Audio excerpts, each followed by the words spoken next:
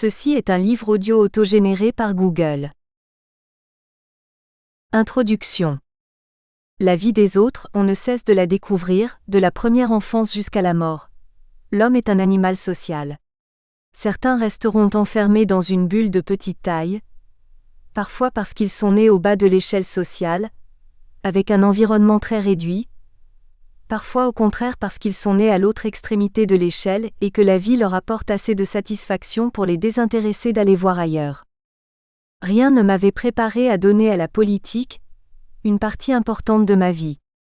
Ma famille était aisée, donc pas naturellement à la recherche du contact avec d'autres milieux. Elle était de racines alsaciennes, donc plutôt politiquement légitimiste. Mais elle était aussi de culture protestante, et avec le recul, je me dis que c'est probablement de là que m'est venu le goût de la justice, même si je suis très tôt devenu athée.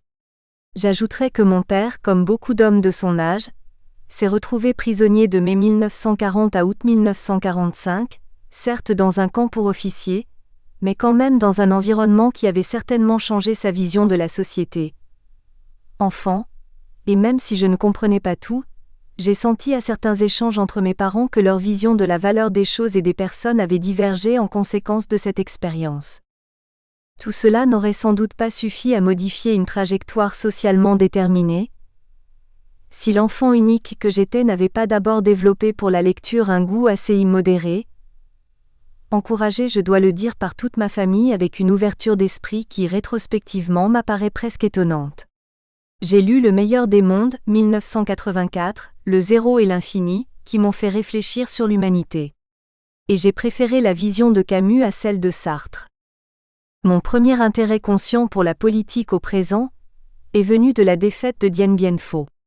Je ne connaissais de l'Indochine que ce que disaient mes livres scolaires. C'était un territoire éloigné, colonisé par la France impériale qui lui avait apporté la modernité et le progrès. Pour la majorité des journaux que je lisais, la défaite résultait de l'ingérence de la Chine communiste et de la passivité des États-Unis. J'avais certes bien compris que les canons qui avaient assommé la cuvette avaient été fournis par Pékin. Mais aucun journal n'était allé jusqu'à dire que les troupes qui avaient donné l'assaut, au prix de milliers de morts, comportaient des éléments chinois. Cela donnait à l'explication officielle un manque évident de crédibilité. Et puis est venu pour moi le choc déterminant, la guerre d'Algérie. L'Algérie n'était pas une colonie, disaient certains, c'était des départements français. Certes, mais ceux qui avaient déclenché la guerre, quelles que soient les sources des armes qu'ils utilisaient dans leurs combats, étaient bien des Algériens de souche et ils avaient quelques bonnes raisons de se révolter, traités chez eux comme des humains de seconde classe. Polytechnicien, je savais que j'aurais à passer 18 mois là-bas comme officier, et d'abord un premier mois entre les 2 années de l'école. Cette fois, j'ai décidé de former ma vision par moi-même, j'ai lu, écouté, regardé. Mes 15 jours sur une crête de Kabylie, après ma première année d'école, m'ont montré que la France pouvait être fière d'avoir juste fini de construire, entre 2 villages perchés sur des abrupts magnifiques, un centre de santé et une école. En même temps, cela signifiait que pendant 130 ans, mon pays n'avait rien apporté à cette région dans ces 2 domaines essentiels. Le discours du général de Gaulle sur l'autodétermination, en septembre 1959, que j'écoutais sur cette crête, ajouta à mes interrogations. Les rebelles voulaient clairement l'indépendance, pour quel but mon pays poursuivait-il la guerre ? Du coup, au lieu de choisir comme affectation pour 18 mois le poste administratif auquel j'avais pensé, celui d'officier SAS dans un douar perdu, mais qu'aurais-je dit aux administrés venant me voir ? J'ai choisi un régiment d'intervention dans les Aurès. Le 28 février 1962, après avoir été blessé en opération, j'étais rapatrié par avion en métropole.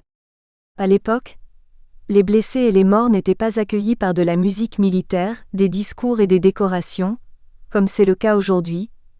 On était juste enfournés de nuit dans des ambulances, cachés dans un hôpital militaire. La presse ne devait pas savoir et les rares proches qui venaient nous voir ne posaient pas de questions. Au terme de plusieurs mois d'hôpital, je savais que la quête principale de ma vie à venir ne serait pas seulement scientifique comme je le prévoyais à mon départ, mais aussi politique. Comment la France avait-elle pu, pendant 130 ans, traiter les Algériens de souche comme des citoyens de seconde zone ? Pourquoi n'avait-elle réagi aux insurrections de 1945 puis de 1954 que par une répression militaire? Quelles étaient les puissances capables d'imposer leurs intérêts, au mépris des valeurs proclamées par notre République? 3 ans plus tard, je prenais ma première carte dans une organisation de gauche. La suite de ma trajectoire politique est résumée dans la 4e de couverture de ce livre. Première partie. Permanence et rencontres en France. Le premier devoir d'un élu quel qu'il soit, du conseiller municipal d'une petite commune rurale au président de la République, doit pour moi être d'écouter non seulement celles ou ceux qui l'ont soutenu, mais aussi toutes celles et tous ceux qui vivent dans sa circonscription, ses compatriotes bien sûr, mais aussi les étrangers en situation régulière, et même, je le dis au risque de choquer, les étrangers en situation irrégulière, d'écouter leur joie mais surtout leur peine car c'est d'elle qu'on viendra le plus souvent lui parler. Écouter peut n'être pas aussi simple qu'il y paraît. Si l'élu est le gagnant d'un vote uninominal majoritaire dans une circonscription, ses interlocuteurs sont évidents. S'il est élu à la proportionnelle sur une liste dans une circonscription nécessairement plus grande, le qui fait quoi ne va plus de soi, je peux en témoigner, ayant connu les deux situations. Les esprits vifs peuvent alors se demander pourquoi l'usage du premier mode, très simple, est si souvent dénigré. Je répondrai par un exemple caricatural mais explicite. Notre Assemblée nationale est actuellement composée de 577 députés, élus dans 577 circonscriptions. Mais avec ce mode de scrutin dit majoritaire, un seul parti politique pourrait rafler la totalité des sièges avec une voix d'avance dans chaque circonscription. À l'autre extrême, une seule circonscription, la France, chaque parti recueillant le pourcentage de sièges qui correspond à son pourcentage de voix. On peut imaginer que des centaines de partis soient représentés à l'Assemblée nationale avec des priorités différentes, une situation rendant impossible la définition d'une politique stable et cohérente. Mon exemple n'a pas été pris au hasard. Le mode de scrutin adopté pour la 4e République d'après 1945, très proportionnel, a rendu impossible la définition d'une politique algérienne cohérente en réponse au soulèvement de 1945 puis aux événements de 1954. Il a été une cause déterminante de la chute de cette république et de la prolongation d'une guerre dont l'issue ne pouvait être le statu quo. Mais la politique ne se réduit pas à des pratiques et à des institutions. C'est la vie de la cité, ce doit être le respect des valeurs de notre République. Celles-ci, fruits de révolutions jamais achevées, ne doivent pas seulement être des mots sur les frontons de bâtiments officiels, mais servir de guide aux décisions à prendre pour en faire des réalités, reconnues comme telles par tous les citoyens. La liberté, mais celle des uns doit trouver ses limites quand la liberté des autres est menacée. L'égalité des droits et des devoirs, mais elle doit s'accompagner d'une réelle égalité des chances pour toutes et tous, et ce, dès le début de la vie. La fraternité, elle doit se manifester à travers une solidarité qui ne laisse personne au bord du chemin. J'ai tenu des permanences et participé à des réunions dans toutes sortes d'environnements. Comme député de Paris, élu à la proportionnelle et minoritaire à l'Assemblée nationale, comme adjoint au maire communiste d'une ville de 50 000 habitants en Seine-Saint-Denis, comme député de Seine-Maritime, dans la majorité cette fois, comme conseiller municipal d'une toute petite commune rurale, mais aussi conseiller municipal d'opposition dans une ville de 10 000 habitants en Normandie. J'ai connu des conseils d'école, des réunions syndicales, des AG d'associations. J'ai voyagé hors de France aussi, beaucoup. J'ai croisé des espoirs et des désespoirs. J'ai parfois été efficace, parfois impuissant.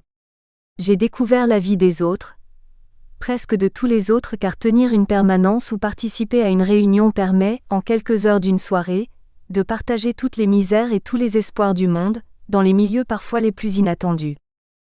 J'ai appris sur la réalité du monde plus que je n'avais jamais appris à l'école, plus que l'on ne peut apprendre dans les livres, plus que ce qu'une vie ordinaire permet de découvrir. J'ai appris que j'appartenais à l'humanité, et que son avenir dépendait de tous et de chacun. Ce sont mes souvenirs émergents de toutes ces rencontres que j'ai voulu d'abord partager. À chacun selon ses sensibilités d'en retenir l'un ou l'autre ou tous. Mais alors, comment ensuite ne pas vouloir s'engager ? 1. Les périphériques. Ils sont là, Assis. 2 hommes et une femme qui vont être, sans le savoir, les premiers visiteurs de la permanence du nouveau député de Paris que je suis. Son installation m'a donné bien des soucis. L'élection de l'Assemblée nationale en 1981 s'était faite au système majoritaire, avec pour Paris 31 circonscriptions et donc 31 députés. Le 13e arrondissement était divisé en deux, le 13e ouest, où avait été élu Paul Quilès, et le 13e est, où avait été élu un député RPR et où j'habitais. L'élection de 1986 s'était faite à la proportionnelle sur tout Paris, mais il me paraissait logique d'installer la permanence, à laquelle je tenais dans le 13e mai, où j'étais un peu connu comme militant. Trouver un local à des fins de permanence n'avait pas été facile, d'autant que je la voulais près d'une station de métro. Trouver quelqu'un pour justifier l'appellation s'était fait rapidement, avec le choix d'un militant retraité qui s'ennuyait, et avait été ravi quand je lui avais proposé le poste, qui plus est rémunéré. C'est lui qui ouvre le courrier, et me prévient de la nature du problème des visiteurs qui se sont annoncés. Le premier des trois est un Marocain, qui aimerait profiter d'un dispositif créé par la gauche il y a 3 ans, une aide au retour dans le pays d'origine, avec un pécule mais qui n'est attribué que sur présentation d'un projet viable. L'Office national d'immigration doit aider à construire ces projets, voire à les suivre pour les pays où l'ONI est représenté. Je ne suis pas superstitieux, mais ce premier visiteur me ravit. Je viens d'être pendant 2 ans président de l'ONI et ce dispositif est l'une des activités dans lesquelles je me suis beaucoup investi. Il permet en effet à un immigré qui envoyait régulièrement de l'argent à sa famille, un retour au pays qui n'apparaît pas comme un échec. Je fais donc rentrer mon premier client. Il a travaillé pendant 8 ans aux presses de Renault à Billancourt. Il n'en peut plus, veut revenir au pays et ouvrir un atelier de mécanique dans son village. Un ami lui a parlé du dispositif, mais personne autour de lui ne le connaît vraiment. Je lui dis qu'il a de la chance, lui explique la situation, lui indique que je vais contacter la personne qui suit le dossier à l'ONI et au terme d'un échange, qu'on le rappellera pour lui dire qui il doit joindre pour un rendez-vous. Au moment où il se lève me vient une dernière question. De quel coin du Maroc est-il originaire ? Il me donne un nom de village que je ne connais pas, dans le Haut-Atlas. Je lui dis que je suis déjà allé dans la région qui est magnifique, et qu'il a de la chance car l'ONI a une antenne là-bas. Il est content et je le reconduis à ma porte. Je ne lui dis pas ce que j'avais appris lors de mon passage. Que l'antenne avait été créée dans les années 50 pour recruter notamment des mineurs qui devaient satisfaire 2 caractéristiques. Être costaud et ne pas savoir lire de façon qu'ils ne se syndiquent pas. La femme qui attendait est mon deuxième client. Sa demande est simple à formuler mais malheureusement plus que difficile à satisfaire. Elle vient d'avoir un 2e enfant et cherche désespérément un appartement plus grand, près de son logement actuel et de la maternelle où elle dépose chaque matin son aîné. Je connais à peu près la situation du logement social dans le 13e à Paris, et veut demeurer très prudent. Elle a déjà déposé un dossier à la mairie, sans résultat. Je lui promets de contacter l'adjoint au logement de la mairie de Paris, que je connais. Je ne prends d'autre engagement que celui d'un rappel téléphonique, pour lui communiquer le résultat de ma démarche. Mon dernier visiteur est à nouveau un étranger, d'Algérie cette fois. Il me dit qu'il essaie depuis 1 an de faire venir son fils, sans résultat. Pourrais-je l'aider ? Les conventions franco-algériennes concernant ce genre de mouvement sont très particulières, et je ne suis pas sûre de les maîtriser. Je commence donc par une question facile, quel âge a votre fils ? Il y a un blanc, puis il répond. Il avait 17 ans quand il a déposé sa demande. J'enchaîne, et maintenant ? Il y a un autre blanc puis il me regarde. 18 ans. Je continue. Il viendrait pour suivre des études ou pour travailler ? Nouveau blanc. Puis il me dit qu'il a arrêté sa scolarité au niveau de la primaire. Il a l'air désespéré. Je lui dis que je vais faire regarder s'il existe des solutions que je ne connais pas, et qu'on le rappellera d'ici 15 jours. Il se dirige lentement vers la porte. J'appelle mon assistant, qui trouve très bien que j'ai eu 3 visiteurs pour une première fois. Puis il me demande « As-tu vu qu'il y avait un point commun entre les 3 ?» Je réfléchis, et lui dis que la seule chose qui m'avait évidemment frappé était que nous avions reçu 2 étrangers. Il me montre les 3 adresses, ce sont des rues qui ne me disent rien, puis m'indique que tous les 3 habitent entre le boulevard périphérique et la rocade 2x3 voies qui entoure Paris, ce qui veut dire aussi qu'ils habitent dans des HLM. J'aurais appris ce jour-là, je le vérifierai par la suite, que Paris ne se divisait pas seulement, comme on le sait, en 20 arrondissements, certains bourgeois, d'autres populaires, mais qu'il était ceinturé par une 21e entité, celle des périphériques, pour lesquels l'égalité des chances n'était trop souvent même pas un rêve et qui méritait doublement cette adresse. 2. L'hésitant.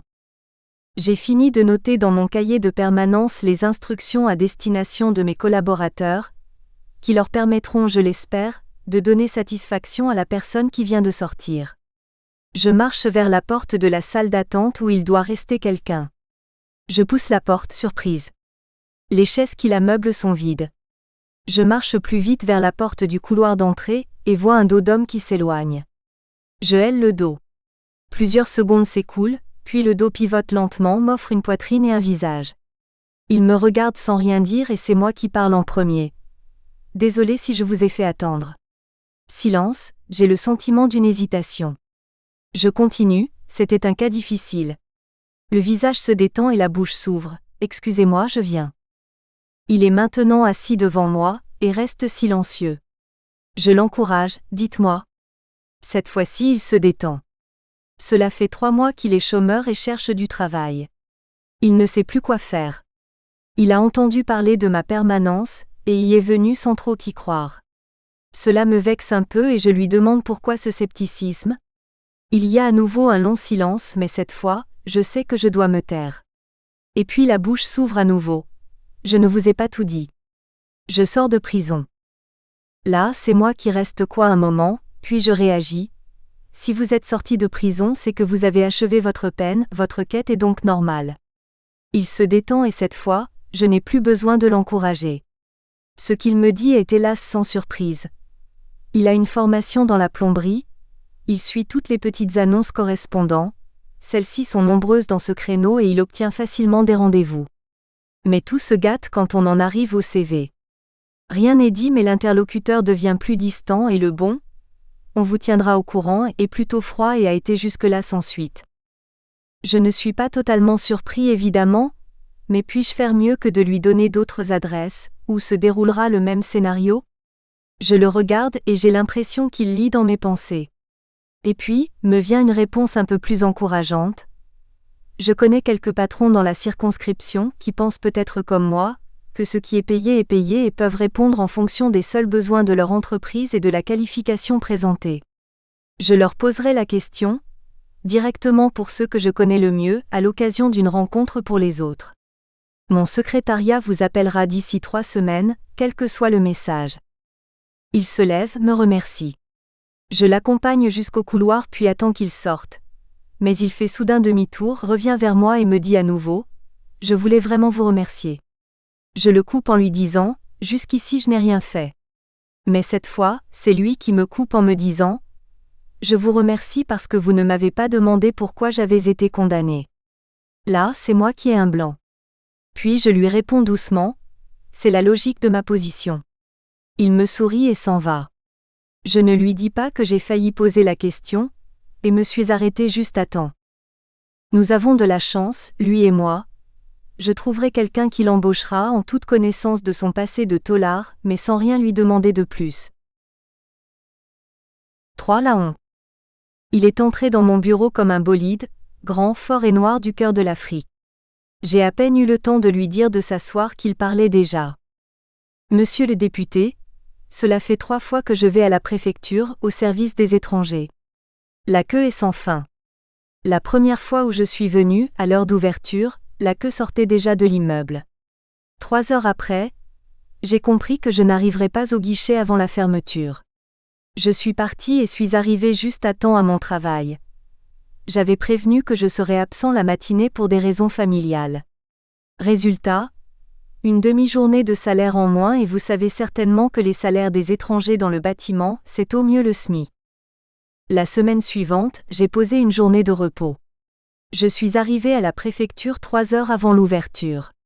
Mais à la fermeture, j'étais encore à 6 places du guichet. Et quand je suis revenue au boulot le lendemain, je me suis fait engueuler, convoquée par le chef de chantier qui m'a dit que si je n'aimais pas mon travail, je n'avais qu'à partir tout de suite, qu'il ne manquait pas de demandeurs pour ma place, que c'était son premier et dernier avertissement. J'ai travaillé le mieux que je pouvais pendant plusieurs semaines. Un soir, j'ai croisé le chef de chantier en partant et il m'a dit en rigolant : « Tu vois, quand tu veux travailler bien, tu peux. » J'ai sauté sur l'occasion et lui ai dit : « Chef, j'ai besoin de papier pour ma femme, il me faut absolument encore une journée. » Il m'a regardé longuement, puis il m'a dit froidement : « D'accord, mais c'est la dernière fois pour cette année. » J'ai attendu un peu, puis j'ai posé une nouvelle journée. Elle m'a été accordée sans commentaire, et j'ai compris que celle-là pouvait vraiment devenir la dernière. Et j'ai fait ce qu'il fallait faire. Je suis arrivée à la préfecture la veille au soir, avec une couverture, une bâche et un thermos de café. Un copain avait insisté pour ça. Il m'avait dit qu'il fallait surtout ne pas s'endormir car sinon, ceux de derrière vous passaient devant. À mon arrivée à la nuit tombante, j'étais 6e, au lever du jour 10e. J'avais dû avoir un moment de somnolence. Mais à 11h, le ventre vide, l'esprit un peu flou, c'était mon tour et je sortais triomphalement les documents que j'avais amenés en répondant à la question du guichetier. Je veux une carte de séjour pour ma deuxième épouse, j'ai tous les papiers qu'il faut pour cela. Et à ma stupéfaction, le guichetier s'est mis à crier que c'était à cause de gens comme moi qu'il y avait des queues au guichet étranger, et qu'il fallait recruter des agents inutiles puisque de toute façon la réponse était évidemment non. Cela fait 10 minutes que je l'écoute, avec sympathie d'abord car je le sens évidemment ému. Je connais bien le problème des queues pour les papiers dans les préfectures, et aussi les conditions de travail de la main-d'œuvre étrangère sur les chantiers du bâtiment dont il me décrit les fonctionnements, mais je l'écoute peu à peu avec agacement, car je n'arrive pas à l'interrompre et je commence à anticiper un motif de refus comme celui qu'il vient enfin de me donner. Alors j'ai pitié, et je commence à lui expliquer que je connais bien l'Afrique et ses coutumes, notamment en Côte d'Ivoire d'où il vient. Je lui dis que je sais bien que la polygamie existe dans beaucoup de pays d'Afrique, et que je connais et comprends ses origines, dans des régions où existe la faim, où la mortalité des enfants est très élevée et où il faut à tout prix assurer la pérennité des familles, des clans et des tribus. Je parle à mon tour sans m'arrêter, sans remarquer sa nervosité croissante, la sienne cette fois. Je lui explique qu'en France la règle et la loi obligent à la monogamie, que la réalité est parfois plus compliquée mais que l'administration ne peut évidemment qu'appliquer la loi.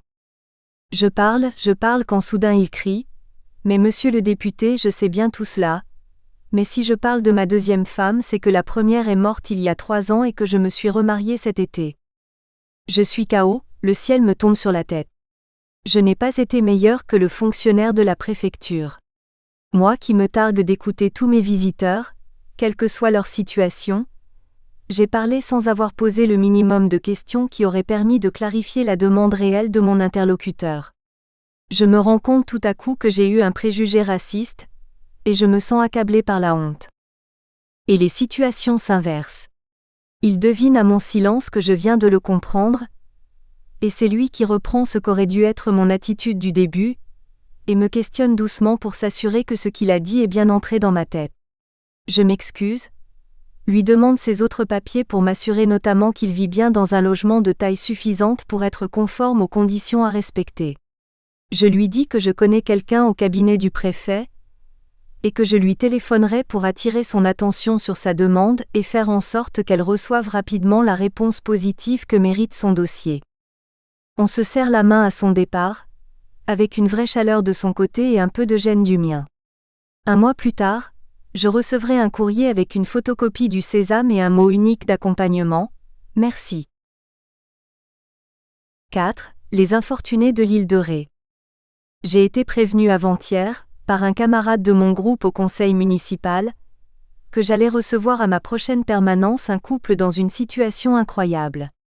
Il me demandait de lui prêter toute mon attention. J'ai eu la tentation de lui répondre que cette façon de faire était bien celle que je m'efforçais toujours d'adopter, mais sensible à son ton mystérieux, je répondis simplement : « T'inquiète pas. » Le jour venu, j'arrive comme aussi souvent que possible, en avance à ma permanence, afin de prendre connaissance des éléments de réponse que mes collaborateurs m'ont préparés pour les visites anticipées. Je remarque en passant un couple déjà arrivé, et visiblement assez nerveux. J'ai l'intuition que ce sont ceux que mon collègue avait évoqués. Mais je ne trouve aucun élément sortant de l'ordinaire dans les dossiers qui s'entassent sur mon bureau. Je fais donc passer pour commencer les autres présents maintenant arrivés, porteurs de demandes pour l'essentiel classique, auxquels je peux apporter des réponses satisfaisantes. Puis je me lève pour aller chercher moi-même en salle d'attente le couple que j'ai repéré tout à l'heure. Leur histoire en effet sort de l'ordinaire et m'interroge. Tous deux sont natifs de l'île de Ré. Ils se sont connus à l'école, ont travaillé sur place dans des métiers liés au tourisme puis, lassés par des horaires difficiles et de très faibles salaires, ils ont décidé d'émigrer et ont atterri dans l'industrie électrique en Normandie. 10 années conformes à leurs espérances, puis le drame. Les métiers les plus répétitifs sont délocalisés en Asie, lui se retrouve aujourd'hui au chômage, elle fait des remplacements dans une maison pour personnes âgées. C'est pire que le point de départ et cette fois, ils n'ont plus d'espoir. Ils arrivent tout juste à payer le loyer de leur HLM. Le ciel leur est tombé sur la tête il y a quelques semaines, quand ils ont reçu successivement 2 courriers. Le premier, provenant d'un notaire de La Rochelle inconnu d'eux, leur annonçait la bonne nouvelle qu'ils avaient été reconnus comme les héritiers de quelques hectares de vignes sur l'île de Ré, provenant d'un oncle sans descendance directe. Mais l'enveloppe comportait aussi une facture de près d'1 millier d'euros, détaillant les recherches que le notaire avait dû engager pour découvrir que lui était un petit-neveu du disparu et qu'il n'existait pas d'autres héritiers. Le second courrier, reçu une quinzaine de jours plus tard, provenait du ministère de l'Économie et des Finances et comportait 2 enveloppes. Une invitation à régulariser au plus vite, sous peine de majoration, les 2 taxes foncières restées impayées à ce jour, un avis de payer l'impôt sur la fortune, le fameux ISF, qui était la conséquence de la propriété de 10 hectares de vignes dont la valeur était évaluée à 1 500 000 euros. Et la douloureuse cette fois se montait à plus de 4 000 euros. Je commence à comprendre l'emphase de mon lanceur d'alerte. Je regarde mes interlocuteurs, à la fois accablés et je le sens bien, dans l'attente du miracle qui seul peut encore mettre fin à leur cauchemar. Ils ont de la chance. Au moment où nous échangeons, je suis un membre actif de la Commission des finances de l'Assemblée nationale et je peux mobiliser les connaissances des administrateurs qui aident les députés à élaborer les rapports dont ils sont chargés. J'en connais plusieurs qui seront ravis de répondre à mes curiosités et j'en ai déjà une qui m'est venue à l'esprit. Cette histoire invraisemblable est-elle unique ? Cette question me vient, autre chance, parce qu'il se trouve que je connais bien l'île de Ré. Je suis un assidu de l'université d'été que le Parti socialiste organise tous les ans à La Rochelle et je ne manque pas d'en profiter pour de nouvelles visites là-bas. Je mesure ainsi les évolutions que connaît l'île suite à l'ouverture du pont la reliant au continent, en 1988. Elle n'en finit pas de passer du rythme de vie créé par des pêcheurs et des vignerons, aux trépidations d'un tourisme de plus en plus important. Mais avant d'utiliser tous ces atouts, il convient de bloquer les procédures en cours. J'indique donc à mes visiteurs que je vais demander au préfet de voir s'il peut obtenir de ses services fiscaux un blocage provisoire de leurs exigences, et à Paris, de regarder si la situation qui m'a été présentée est un cas unique ou une rareté assez répandue pour qu'existe une procédure particulière. Mon équipe ou moi-même les tiendront régulièrement au courant de la situation. La suite est connue. Il y avait plusieurs autres cas de ce genre sur l'île de Ré et en cherchant un peu, il existait d'autres situations ailleurs de nature voisine. L'affaire a donné lieu à l'époque à des développements médiatiques importants, auxquels j'ai été associé. Il faut dire que le titre le plus souvent repris était alléchant.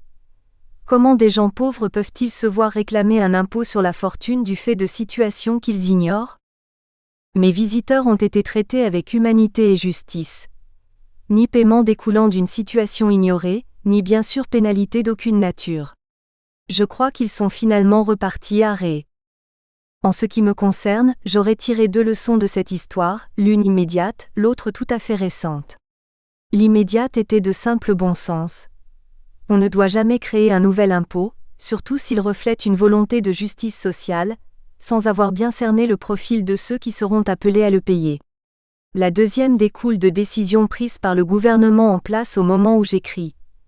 Comment peut-on créer un instrument aussi indispensable qu'une taxe carbone, sous une forme qui pénalise des centaines de milliers de salariés, hommes et femmes aux revenus modestes, qui ne peuvent aller à leur travail sans utiliser une voiture le plus souvent ancienne? Je n'ai trouvé à cette erreur qu'une explication. Les auteurs du texte n'avaient jamais tenu de permanence d'élus? 5. La CGT de Palluel.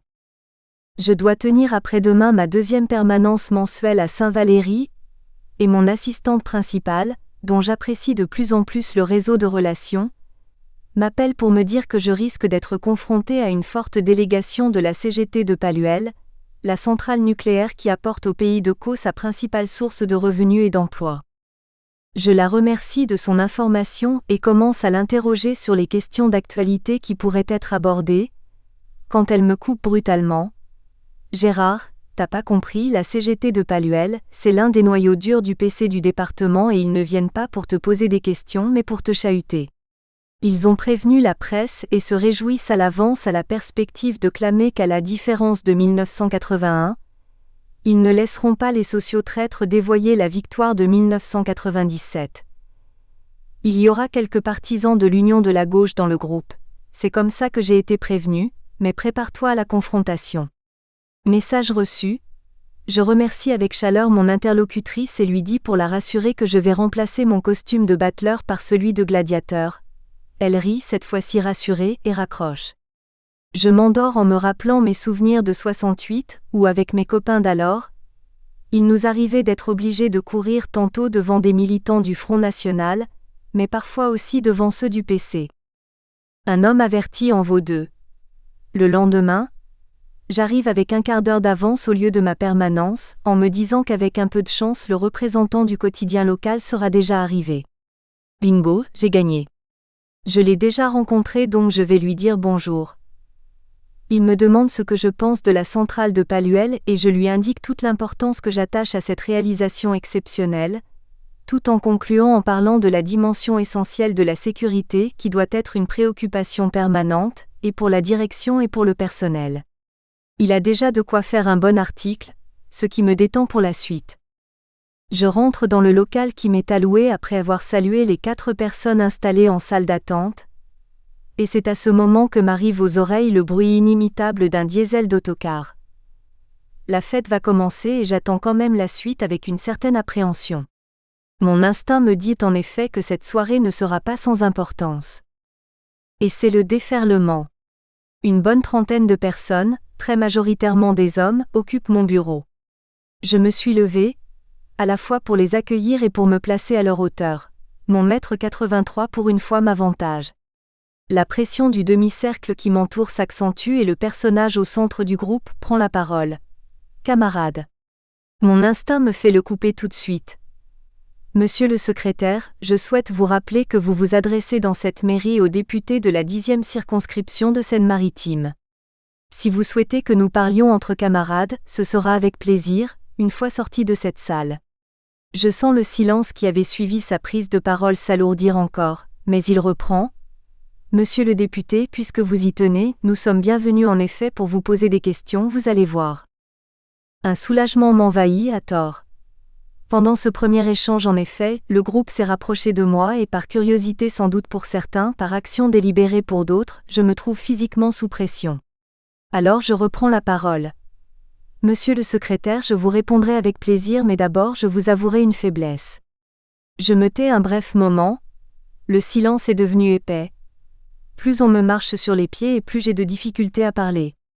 Pouvez-vous demander à vos camarades de reculer d'1 mètre? La tension monte encore puis une vague de fou rire déferle, contagieuse. Le secrétaire sourit puis demande. Allez les gars, on recule pour lui donner de l'air. Le mouvement s'engage puis s'arrête, le tassement reste réel. Je dis en rigolant. Allez encore un petit effort, vous y êtes presque. Tout le monde rit. Un petit paquet de dur, visiblement avec difficulté mais le recul se poursuit un peu. Je ne suis pas sûr que le mètre soit rigoureusement atteint, mais il faut savoir jusqu'où ne pas aller trop loin, et j'enchaîne. Allons-y, première question. L'échange durera. Je comprendrai que si grande est leur fierté de travailler à la pointe du progrès, grande aussi est leur inquiétude, notamment devant l'externalisation croissante d'opérations très techniques comme les soudures, un domaine pourtant essentiel pour la sécurité. Celles-ci se trouvent de plus en plus concédées à des firmes extérieures soi-disant moins chères. Mais plus on travaille vite, moins on travaille bien évidemment et la qualité des opérations commence à s'en ressentir. Je comprends mieux au fil des échanges leurs inquiétudes, voire leurs angoisses, devant un monde de demain de plus en plus voué à la recherche du seul profit à court terme, où la notion de service public risque de disparaître et avec elle des outils exceptionnels favorisant l'égalité. Un coup de klaxon du car nous rappelle tous à la réalité. On est plus près de l'heure passée que de la demi-heure prévue et le chauffeur n'est pas nécessairement à la CGT, même s'il la transporte. Nous espérons que vous avez apprécié cet aperçu. Pour continuer à écouter ce livre audio sur Google Play Livres, utilisez le lien dans la description de la vidéo.